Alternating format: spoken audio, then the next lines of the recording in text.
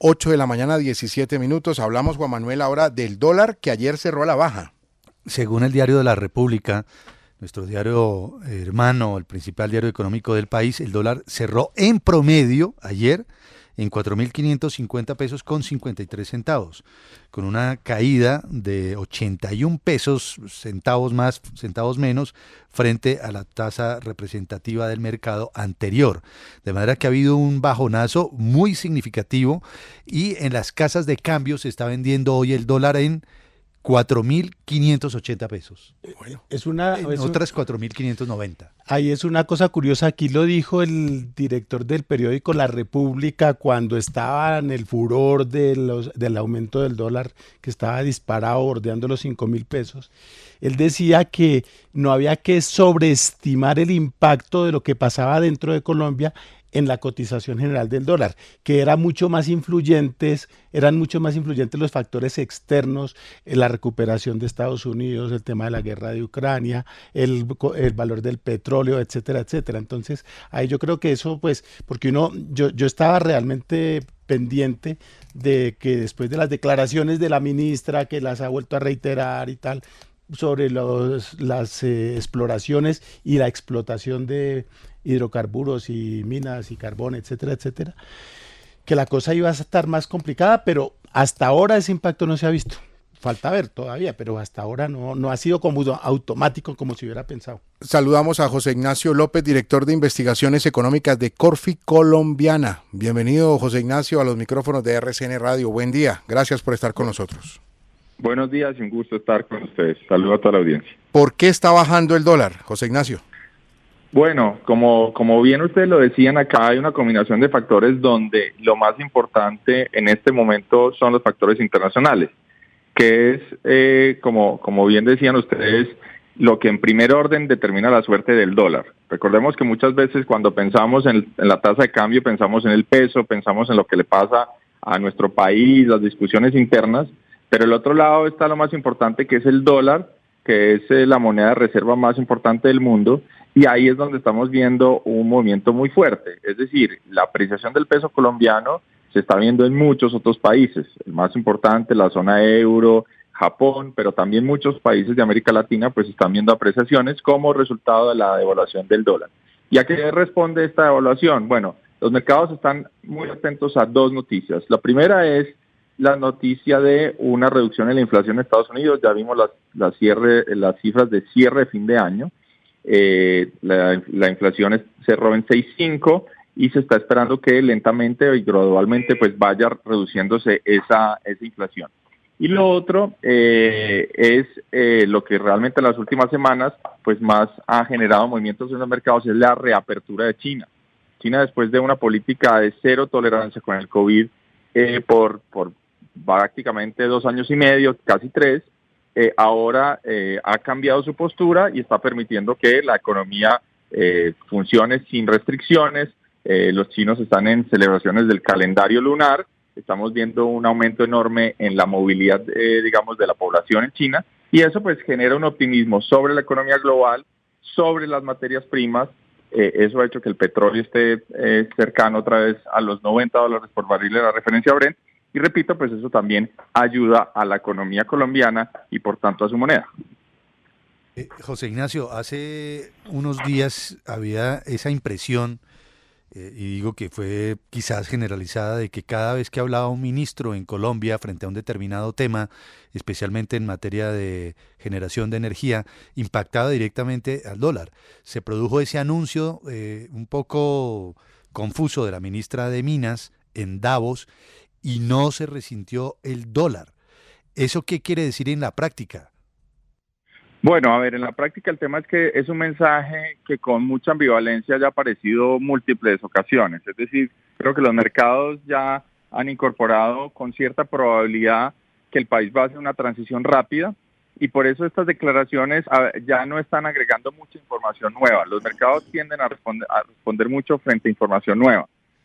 Hay que decirlo, Colombia frente a otros países de la región desde el año pasado tiene una moneda muchísimo más débil. Es decir, si nosotros nos estuviéramos comportando como el promedio de las monedas de países vecinos que tienen características similares, el peso colombiano no estaría en los 4.500, sino estaría bordeando los 4.000. Es decir que al peso colombiano las noticias, tanto locales como internacionales, ya lo han depreciado de una manera importante.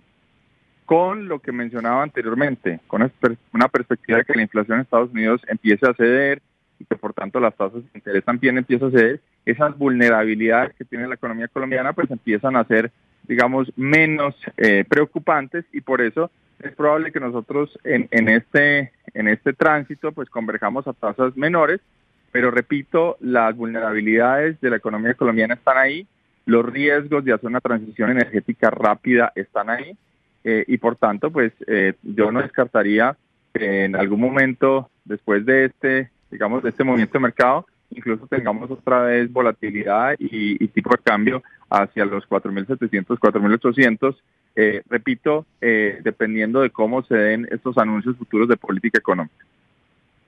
En ese sentido, si un colombiano tiene la suerte de haber ahorrado una plata, 1.000.000 de pesos o 5 o 10, que ya es una plata importante, y quisiera comprar dólares, ¿usted le recomendaría, aunque eso siempre es arriesgado, que los comprara esta tarde o la semana entrante, o más bien que esperara a febrero o a marzo?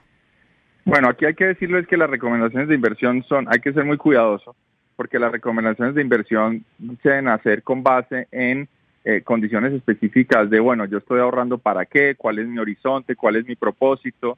Aquí es muy fácil caer en la especulación y decir, bueno, ahorre y juéguese la plata en un casino, y hay que tener mucho cuidado con eso.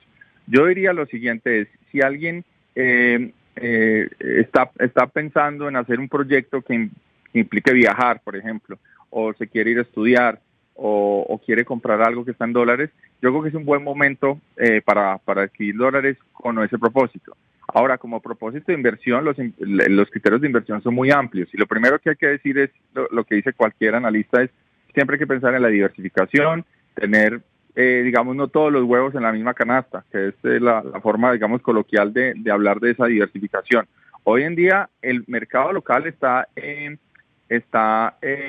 ofreciendo unos retornos muy altos en algunos productos que son incluso muy sencillos y muy simples de invertir. Por ejemplo, los CDTs hoy en día son una inversión que a un horizonte de 6, 12 meses pueden estar retornando 15, 16, incluso hasta 17%, dependiendo si ya son horizontes más largos. Entonces, los inversionistas tienen que mirar un poco, si tienen ese colchoncito de ahorro, un poco cuál es su propósito del ahorro, mirar no solo el dólar, sino otras cosas. Y repito, si hay un propósito concreto, yo creo que es un buen momento para comprar dólares. Si hay un propósito de inversión, digamos, de mediano plazo, creo que hoy es un momento también bueno para considerar esas opciones locales como el CDP, es decir, están en pesos, y de pronto combinar varias estrategias para aprovechar estos momentos financieros. En el mismo sentido, José Ignacio López, en el mismo sentido de lo que usted está diciendo, digamos, de la prudencia y de las coyunturas que hay que analizar antes de hacer algún pronóstico, ¿podría decirse de una u otra manera que está empezando a desvanecerse el fantasma de la inflación, habida cuenta de lo que ha ocurrido en Estados Unidos, que puede ser un año con mejores perspectivas inflacionarias? Sí, a ver, la mayoría de analistas, y esto no es solo mío porque es una pregunta global, están pronosticando ya una corrección importante de la inflación. Es decir, incluso se estima que en el segundo semestre puede haber una fuerza deflacionaria importante.